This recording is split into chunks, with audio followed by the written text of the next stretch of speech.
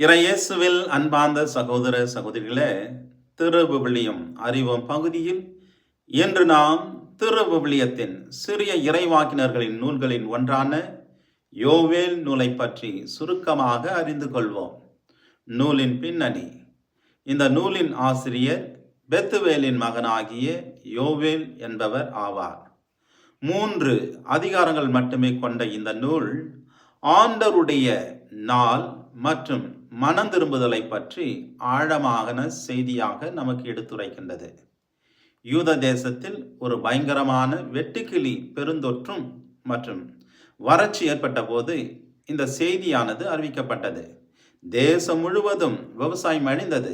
மக்கள் துன்பத்தில் இருந்தபோது மக்கள் மனம் திரும்ப வேண்டும் என்று கடவுளின் எச்சரிக்கையாக யோவேல் அறிவிக்கின்றார்.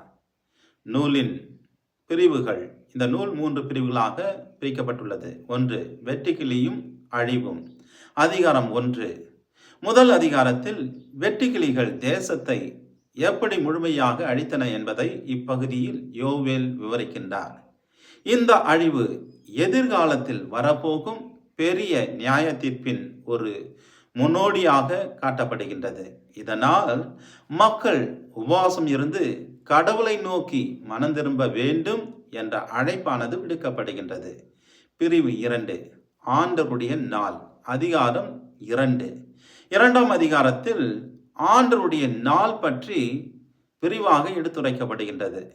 அது ஒரு பயங்கரமான நியாயத்தீர்ப்பு நாளாக இருக்கும் என்பதை விளக்கப்படுகின்றது. ஆனால் அதே சமயம் கடவுள் இரக்கத்துடன் நம்மை அழைக்கின்றார். உங்கள் முழு இதயத்தோடு என்னிடம் திரும்பி வாருங்கள் என்று. மக்கள் மனம் திரும்பினால் இழந்த ஆசீர்வாதங்களை மீண்டும் அளிப்பேன் என்று கடவுள் வாக்குறுதியாக அளிக்கின்றார். மேலும் நான் மாந்தர் யாவர் மேலும் என் ஆவியை பொழிந்தருள்வேன் என்ற தீர்க்க தரிசனம் இங்கே அறிவிக்கப்படுகின்றது. 3. தேசங்களின் நியாய தீர்ப்பு. அதிகாரம் 3. 3ஆம் அதிகாரத்தில் கடவுள் அனைத்து தேசங்களையும் நியாய தீர்ப்பார் என்று அழுத்தமாக எடுத்துரைக்கப்படுகின்றது. இஸ்ரவேலுக்கு எதிராக செய்யப்பட்டவர்களையும் யோசபேத் பள்ளத்தாக்கில் கடவுள் நியாயம் தீர்ப்பார் என்ற செய்தியானது வழங்கப்படுகின்றது. இறுதியில் கடவுள் சீயோனில் வாசம் செய்து தம் மக்களை ஆசீர்வதிப்பார் என்றும் அறிவிக்கப்படுகின்றது.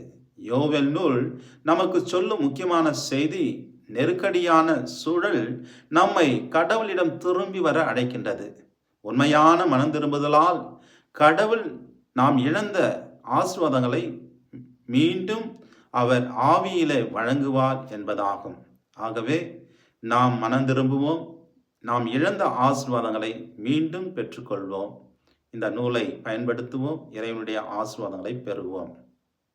மீண்டும் திருவிவிலியம் அறிவோம் பகுதியில் சந்திப்போம். அதுவரை இறை ஆசீர்வாதத்தோடு இருப்போம். எல்லாம் வல்ல அன்பிறைவன், தந்தை, மகன், தூய ஆவியார் உங்களை ஆசீர்வதிப்பாராக.